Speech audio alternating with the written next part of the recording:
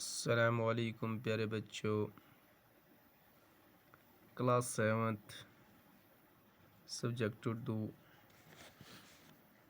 اور جو ہم نظم پڑھ رہی تھے جس کا نام تھا ہمارا وطن، اس کو ہم نے ختم کیا پیارے بچوں۔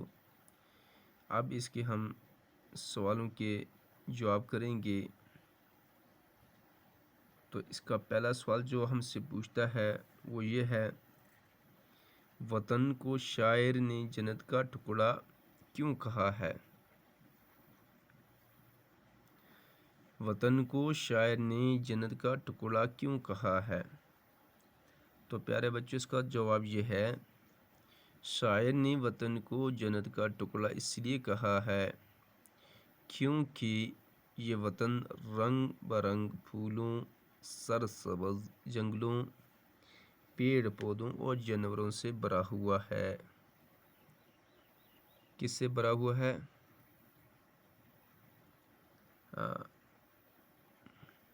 کہ شاعر نے وطن کو جنت کا ٹکڑا اس لیے کہا ہے کیونکہ یہ وطن رنگ برنگ پھولوں، سرسبز جنگلوں، پیڑ پودوں اور جانوروں سے بھرا ہوا ہے۔ پیارے بچوں، یہ ہے پہلے سوال کا جواب۔ اب دوسرا سوال ہمیں یہ کیا پوچھتا ہے،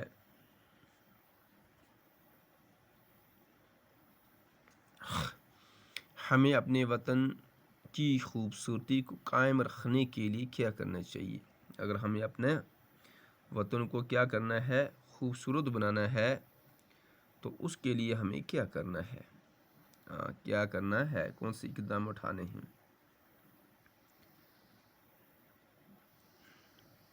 تو پیارے بچوں، ہمیں اپنے وطن کی خوبصورتی کو قائم رکھنے کے لیے سرسبز جنگلوں، پیڑ پودوں اور جانوروں کی حفاظت کرنی چاہیے۔ کیا کرنی ہے؟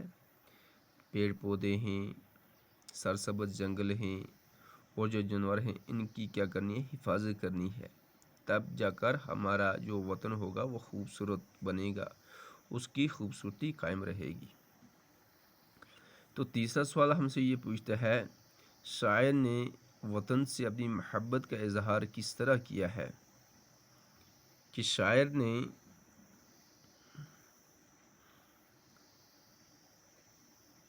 وطن سے اپنی محبت کا اظہار کس طرح کیا ہے پیارے بچوں؟ تو اس کا جواب یہ ہے کہ شاعر نے وطن سے اپنی محبت کا اظہار اس کی ہر چیز کو دلکش اور خوبصورت کہہ کر کیا ہے۔ وہ کہتے ہیں کہ مجھے اپنے وطن سے زیادہ کوئی چیز پیاری نہیں ہے، کہ اپنے وطن سے زیادہ کوئی چیز بھی پیاری نہیں ہے۔ پیارے بچوں،